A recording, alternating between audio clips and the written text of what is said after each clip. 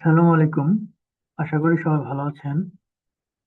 আজকে আমরা দেখব কিভাবে ডোমেন হোস্টিং কেনার পর আমরা সিপ্যানেলে লগ ইন করবো এবং সিপ্যানেলের পাসওয়ার্ডটি আমরা চেঞ্জ করব। চলুন শুরু করা যাক। প্রথমে ডোমেন হোস্টিং কেনার পর আমাদের সিপ্যানেলের পাসওয়ার্ড এবং লগ ইন ডিটেলস দিয়ে দিবে। আমরা সবাই ওটি দিয়ে লগ ইন করে নিব। যেমন আমি যেখান থেকে ডোমেন হোস্টিং কিনেছিলাম আমাকে সেখান থেকে সিপ্যানেলে ঢোকার জন্য লগইন এবং পাসওয়ার্ড সবকিছু দিয়ে দিয়ে দিয়েছে। আপনারা সেই পাসওয়ার্ড এবং ইউজার নেমটি দিয়ে সিপ্যানেল লগ ইন করবেন।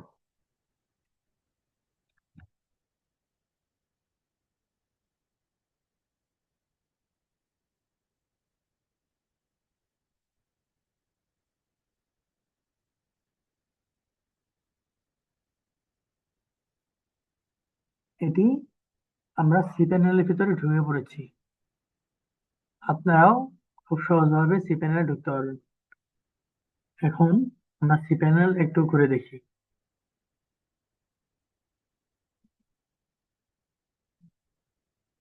প্রথমে আমরা ডোমেন হোস্টিং কেনার পর আমাদের সিপ্যানেলের যে পাসওয়ার্ডটি দিবে সেটি আমরা চেঞ্জ করে ফেলবো আমাদের সিকিউরিটির জন্য। তো আমরা নিচে আসার পর দেখলাম পাসওয়ার্ড এন্ড সিকিউরিটি, আমরা এটিতে ক্লিক করব।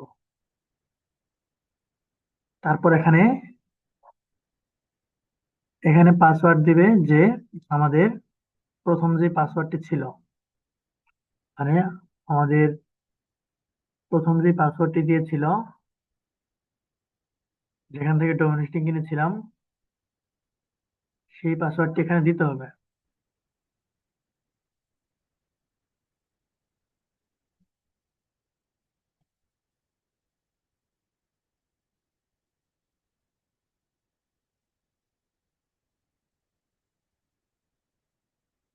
আমরা সেই পাসওয়ার্ডটি এখানে দিয়ে দিব, যেটা ওল্ড পাসওয়ার্ড নাম আছে এর নিচে আমরা সেই পাসওয়ার্ডটি দিয়ে দিব এবং এখানে আমরা একটি নিউ পাসওয়ার্ড দিয়ে দিব। অবশ্যই স্ট্রং পাসওয়ার্ড দিতে হবে। আমি আমার পাসওয়ার্ডটি দিয়ে নিচ্ছি।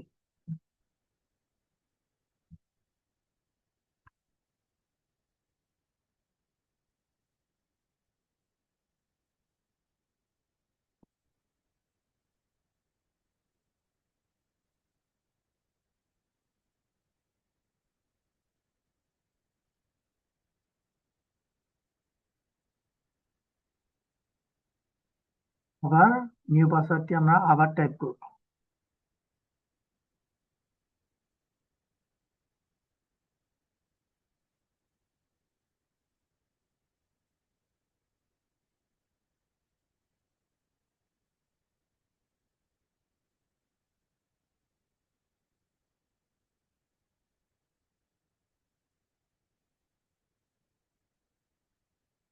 তারপর আমরা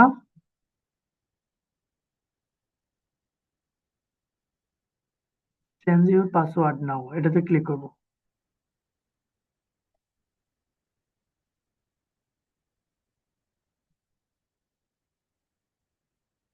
চেঞ্জ করার পর আমরা আমরা যে নতুন পাসওয়ার্ডটা দিলাম সেটি দিয়ে আবার ট্রাই করব।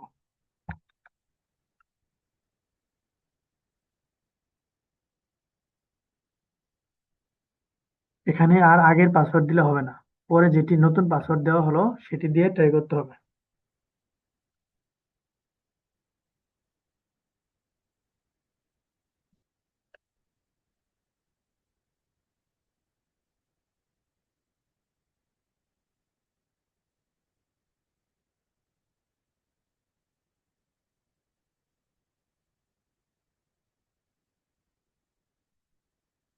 আমাদের আগের পাসওয়ার্ডটি চেঞ্জ হয়ে গেছে। আমরা এভাবে আমাদের ডোমেন হোস্টিং কেনার পর cPanel-এ লগ ইন করে আমাদের প্রথম কাজ পাসওয়ার্ডটি আমরা চেঞ্জ করে নেব।